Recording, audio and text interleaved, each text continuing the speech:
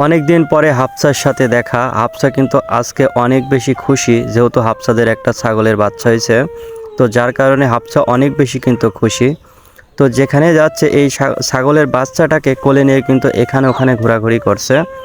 তো অনেক বেশি খুশি। ছাগলের বাচ্চা কিন্তু ওর কাছে থাকতেই চাচ্ছে না, তারপরেও কিন্তু জোর করে ও কিন্তু নিয়ে রাখছে। এই যে দেখুন, কোলে থাকার পরেও কিন্তু লাফালাফি করছে।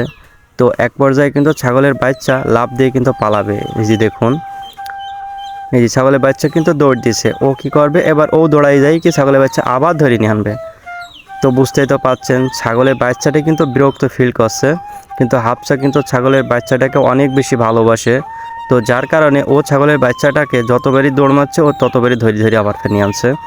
তো ও অনেক বেশি ভালোবাসে, তো যার কারণে কি এই বাচ্চাটা কেউ কখনো হাতছাড়া করতে চাচ্ছে না।